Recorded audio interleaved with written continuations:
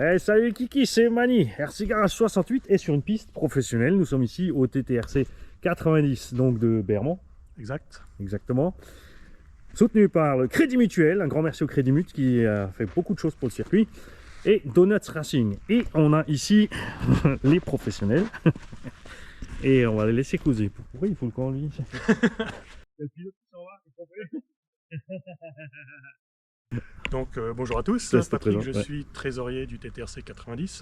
Donc on est un club d'à peu près 55 adhérents et comprenant des pilotes, des gens qui pilotent un petit peu plus en loisir, qui font pas forcément de ligue ou de championnat de France, et aussi nos compagnes et bénévoles qui nous aident sur les événements. Par exemple, vous avez déjà vu la vidéo qui sans elles et sans eux, on ne pourrait pas organiser nos événements comme les courses de ligue. Voilà pour une présentation désordonnée et rapide. Voilà. Et l'accès très rapide par autoroute, c'est pas loin. Donc on est pas loin de la sortie de la 36 sur Sévenant, si je ne me trompe pas. Ouais, c'est ça. Donc on est en Ligue 6. Donc tout ce qui est Bourgogne-Franche-Comté, malgré qu'on soit pas loin de l'Alsace. En Ligue 7, pardon, je dis des bêtises. Ligue 6, c'est l'Alsace, Ligue 7, Bourgogne-Franche-Comté. Et donc du coup, on est à l'extrémité de la Bourgogne. Les grands circuits autour, on a quoi? On a Dijon, enfin Longwy. Il y a Protois, Auxerre, Mont-Solimine, Nevers, etc., etc. On a ce genre de circuit. Ça se tire vite en longueur. Donc nous, à Bermond, on organise généralement 1 à 2 ligues, donc des courses régionales, 1 à 2 par an. Et en général, on a un CF, donc une course nationale en thermique ou en électrique aussi, 1 par an ou 1 tous les 2 ans. Là, on a eu, c'était assez soutenu, je crois que les 3-4 dernières années, on a eu CF, Big Race, même la sur la CF, vous faites l'électro et le nitro en même temps? Non, c'est séparé. Séparé.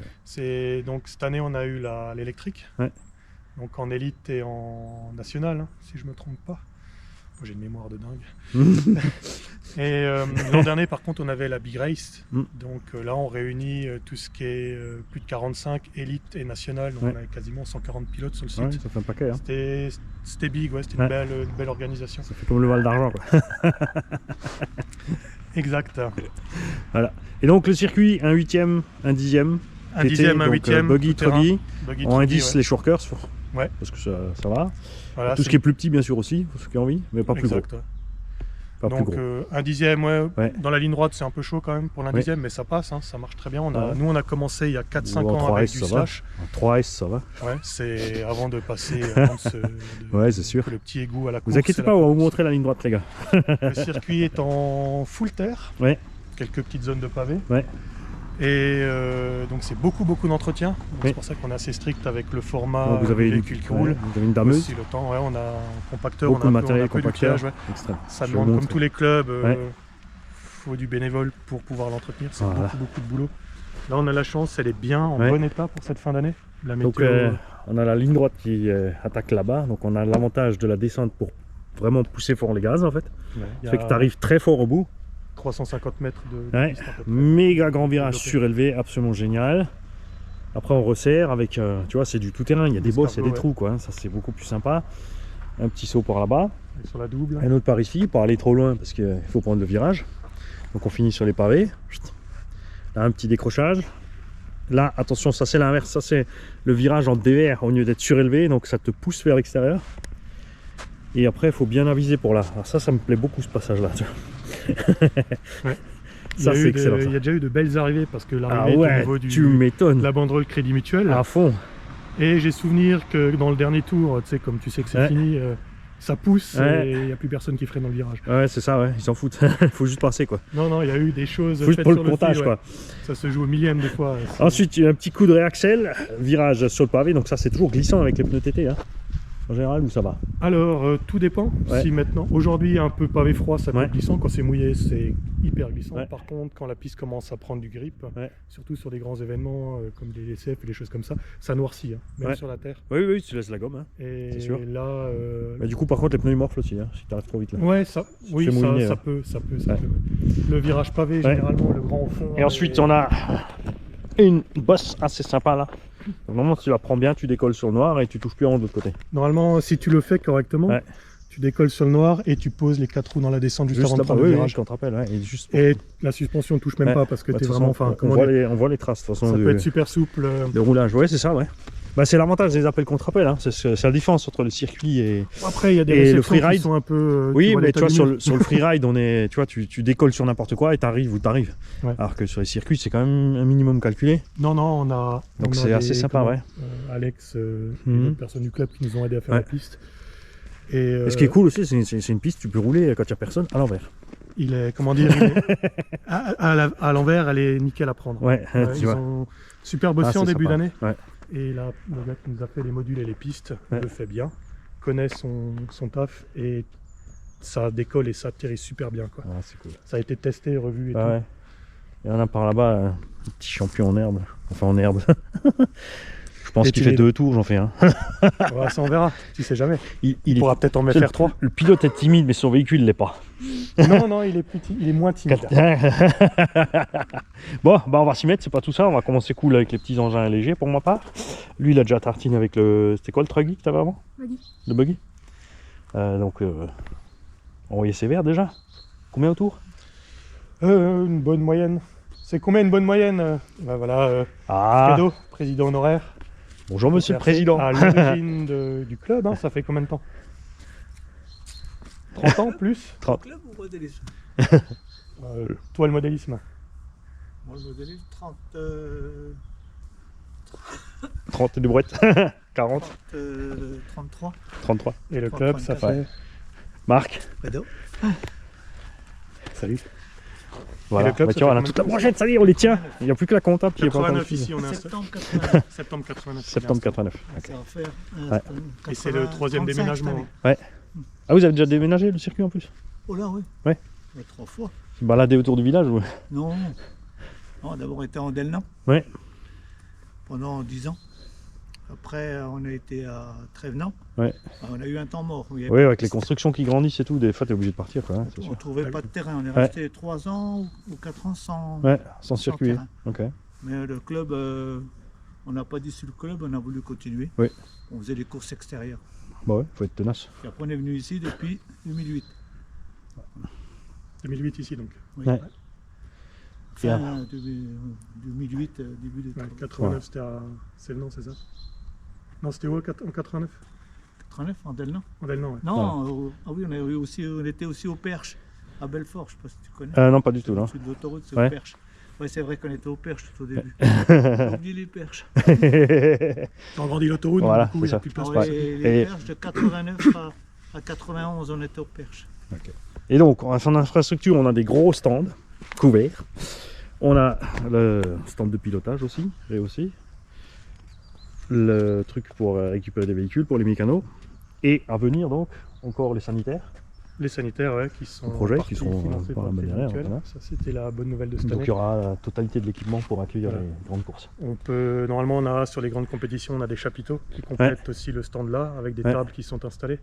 Et on a un énorme barnum pour toute la partie buvette pour que les pilotes puissent se restaurer. Ouais. Et puis on avec des espaces camping-car, tentes, et puis en fonction on agrandit, on met ce qu'il faut pour qu'il soit bien. Ah, c'est cool. Bon, voilà, on va mettre les piles et puis on va rouler, Raph. Qu'est-ce que t'en penses? Alors, moi j'ai emmené un 10 TT avec ses petits pneus, le Rogue pour le tester sur circuit, Team Magic BUTR, donc un engin vraiment typiquement qui devrait être à l'aise ici.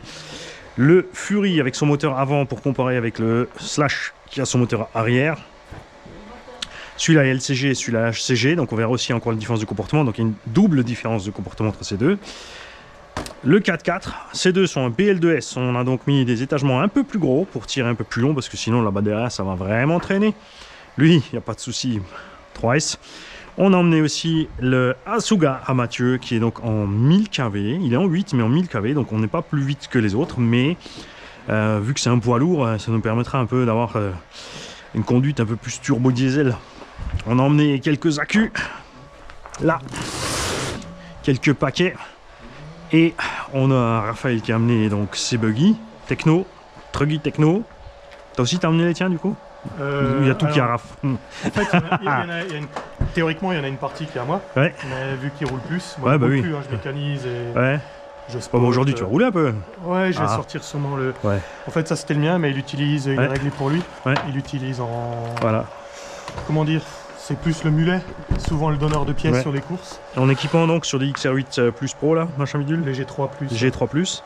Les moteurs V-Line dernière génération, donc qui sont reconnus par le... Donc tu as le full sensor maintenant? Full sensor, ouais. Parce que sur les précédents, tu pouvais pas. Tu pouvais pas profiter du turbo, maintenant oui. Ouais, non là c'est pointu. Le turbo c'est bien sur la ligne droite, hein, franchement. Avec ce que tu peux programmer dedans, tu as des... T'as des belles différences de perf, tu peux avoir des accélérations plus souples, plus dures, pareil, la gestion du frein. Okay. Les truggies sont équipés pareil. Donc tu vois, celui-là, il est un peu plus... Comment dire? Au niveau des poids équipés à peu près, t'en es où là? 3.5, 3.7? Ouais, à peu près, ouais, de mémoire. Ce que je voyais. Et lui, dans les 4.5, 4.7 quoi, du coup. Celui-là, j'en ai aucune idée. Après, tu sais, les moteurs de... Donc ça, c'est les moteurs en 68? Ouais, les 68. Et ceux-là aussi? 74. Ça, 74. Oui, parce qu'il est un peu plus lourd aussi. Ça fait du bien le petit cheval en plus. Hein. C'est aussi sur un G3 d'ailleurs. Ouais. Je crois que celui-là est sur un G2 si je dis pas de bêtises. Ouais, ok. Et il est peut-être sur l'ancienne génération de moteurs. Ouais. Ouais. Ok.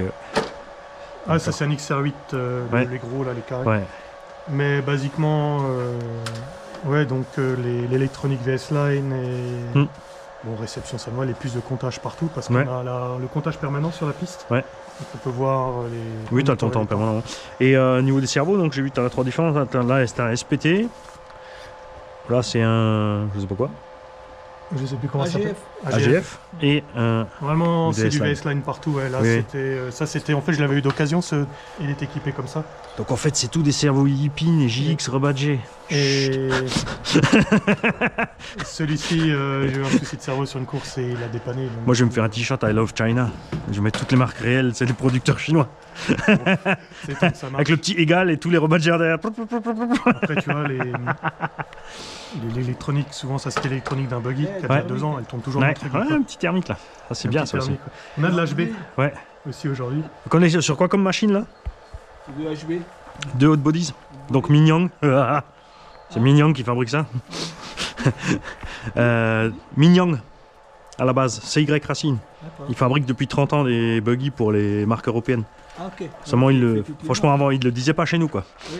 T2M et compagnie, ils n'ont rien dit. Hot Bodies non plus. Et en fait, les Hot Bodies, c'est les Mingyang. Le MIE2 de chez CY, il est champion d'Asie déjà là. Et c'est la même base que le tout dernier Hot Bodies.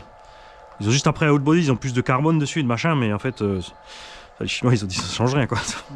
Si tu mets du Bonali ou du carbone, c'est le look, quoi. Il y a une usine qui fabrique pour tout ça. Oui, c'est ça. Donc après, tu as les deux modèles identiques ou... C'est électrique. Oui, mais je veux dire, la base, c'est les... Ouais, c'est la même base. C'est des quoi, des 819? Ouais, 819. Oh, j'avais le Truggy en 819, ouais, j'étais content aussi. Ouais, c'est le dernier, c'est le World. Ouais. Et en 4.6 donc en motorisation? Comment? Motorisation en 4.6 cc ou 3.5? Je sais pas comment... 3.5 encore. Ouais. J'entends pas bien. Oui, ah pardon, ouais, bah, je parle plus fort. Ah, c'est le problème du nitro. Ouais. J'entends pas tout. Et d'ailleurs, on compète, donc du coup, ils roulent en 3,5 ou en 4,5 les mecs maintenant? En 4.6? 3,5, ils ont pas de 4.6? Non. Ah. En course. Ah bah il faut qu'ils passent au 6S et au 4.6, faut arrêter là. Moi je suis pour des 7.7 moi. Un ex, Ah oui. Ah oui. C'est limité, c'est le règlement. Oui, c'est sûr, ouais. T'as ramené celui-là, hein, comme la chaîne en parlait tout au début. Mais je dois en préparer un justement. J'ai un Reaper à la maison et j'ai des morceaux de GST, donc je vais pouvoir refaire un GST. Comme ça, avec les autres, je pourrais faire le comparé. On les sortira, parce qu'on en a... Ouais, justement. Des bêtes comme ça. Ouais, c'est clair. Bon, bah moi mes batteries sont chargées. Hein. Alors, on va découvrir la piste. Raphaël va nous expliquer un petit peu. Tu veux présenter la piste, Raphaël, vite fait? Ouais, et t'inquiète pas, quand on filme, en fait, en haut dans le stand, forcément, tu n'es pas face caméra, tu es à côté. Donc tu peux juste parler comme tu as envie, et si tu veux, t'es pas obligé, bien évidemment. Hein, faut t'habituer, c'est toi la star. Hein. Ouais. Nous, c'est périmé les vieux, hein, c'est fini.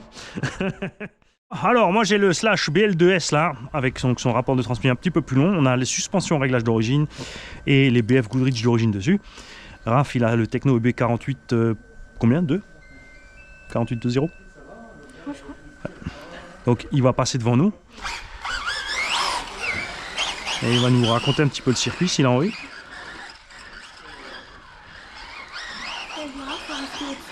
Ouais. Ici c'est sauter assez large pour éviter la bosse. Rester full gaz ici et prendre le virage là. Je suis déjà dans l'herbe, regarde.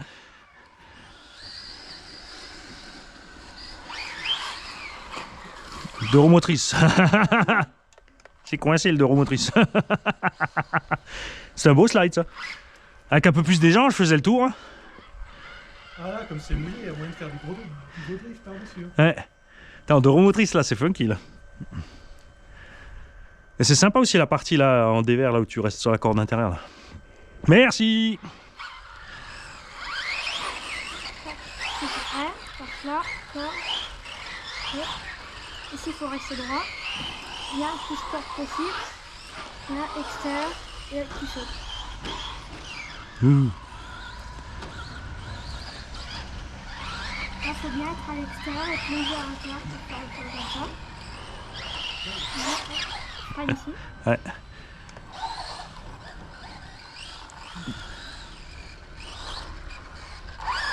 Donc il y a là un fond. Ici tu freines, tu essaies de sortir sur l'arrière, c'est ça. Ça roule.